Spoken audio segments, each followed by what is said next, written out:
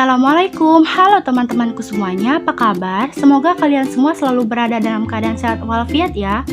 Nah, bertemu lagi dengan aku, dan hari ini aku akan menjelaskan materi yang kedua, yaitu tentang tugas dan tanggung jawab manajemen pendidikan yang diampu oleh dosen Bapak Dr. Muhammad Kristiawan, MPD.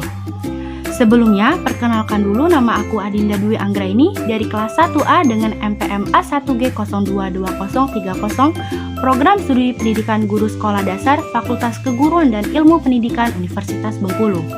Tanpa berlama-lama lagi, yuk kita masuk ke pembahasan yang pertama. Pasti teman-teman sudah tidak asing lagi dengar kata kepala sekolah kan? Tapi ada yang tahu nggak nih teman-teman sekalian, apa sih pengertian dari kepala sekolah itu? Jadi, kepala sekolah adalah orang yang memimpin sebuah lembaga pendidikan atau sekolah dan menggerakkan, mempengaruhi, serta mendorong semua pihak yang terlibat dalam lembaga tersebut untuk mencapai tujuan bersama. Nah, sekarang teman-teman sudah tahu kan pengertian dari kepala sekolah? Hayo, siapa di sini yang cita-citanya pengen jadi kepala sekolah? Sini, aku jelasin syarat-syarat apa aja yang dibutuhkan untuk menjadi seorang kepala sekolah. Jadi, syarat umum yang dibutuhkan untuk menjadi kepala sekolah itu ada 4. Yang pertama adalah memiliki kualifikasi akademik sarjana S1 atau diplomat 4 atau D4. Yang kedua adalah waktu diangkat menjadi kepala sekolah berusia setinggi-tingginya 56 tahun. Yang ketiga adalah memiliki pengalaman mengajar sekurang-kurangnya 5 tahun. Dan yang terakhir adalah memiliki pangkat rendah-rendahnya 3 atau C bagi PNS, dan bagi non-PNS disetarakan dengan kepangkatan yang dikeluarkan oleh yayasan atau lembaga yang bersangkutan. Lanjut nih teman-teman, tadi udah pengertiannya, syarat-syaratnya. Sekarang kita masuk ke ciri-cirinya. Seperti apa nih kira-kira ciri-ciri kepala sekolah yang efektif? Jadi, ciri-ciri kepala sekolah yang efektif itu dapat dilihat dari 3 poin berikut. Yang pertama, dilihat dari kemampuannya berpegang pada citra atau visi lembaga dalam menjalankan tugas. Yang kedua, menjadikan visi sekolah sebagai pedoman dalam mengelola dan memimpin sekolah. Dan yang ketiga, memfokuskan aktivitasnya pada pembelajaran dan kinerja guru di kelas. Teman-teman, sekarang kita sudah masuk ke pembahasan yang keempat, yaitu mengenai apa saja tugas dan tanggung jawab sebagai kepala sekolah. Jadi, tugas dan tanggung jawab sebagai kepala sekolah itu dibagi menjadi 2 pokok bidang. Yang pertama adalah bidang administrasi dan yang kedua adalah bidang supervisi.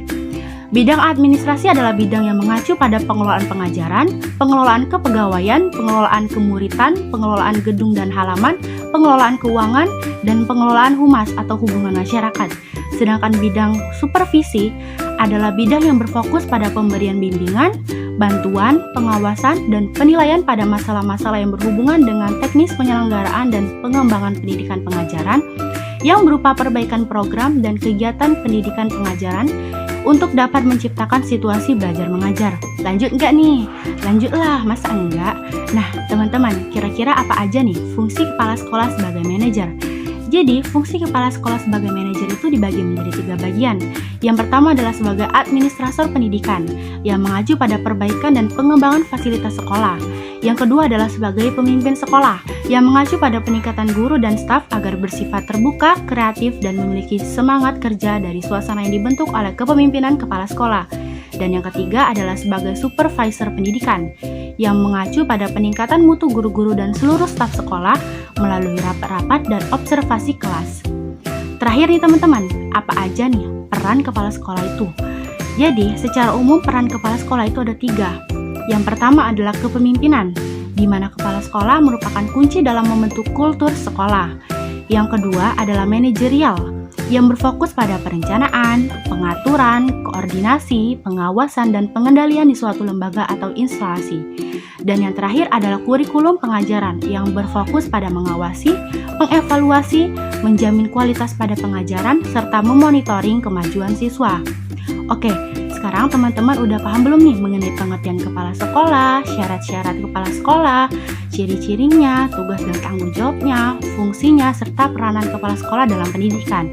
Nah, dari semua yang kita bahas tadi teman-teman, dapat saya tarik kesimpulan bahwa dalam sebuah lembaga pendidikan tentu memiliki manajemen dan tenaga pendidikan untuk melaksanakan proses pembelajaran yang efektif dan efisien. Oleh karena itu, sangat penting untuk mengetahui seperti apa peranan, tugas, serta tanggung jawab dalam manajemen dan tenaga kependidikan sehingga proses pendidikan dapat berjalan dengan baik dan bermutu. Baiklah teman-teman, itulah tadi pemaparan materi dari aku tentang tugas dan tanggung jawab kepala sekolah. Jika ada yang ingin mencatat, silakan videonya di pause dulu. Dan jika ada yang tidak dimengerti, boleh tolong tulis di kolom komentar. Terima kasih, semoga videonya bermanfaat dan mudah dimengerti oleh teman-teman sekalian. Sampai jumpa lagi di video selanjutnya. Dadah, Assalamualaikum warahmatullahi wabarakatuh.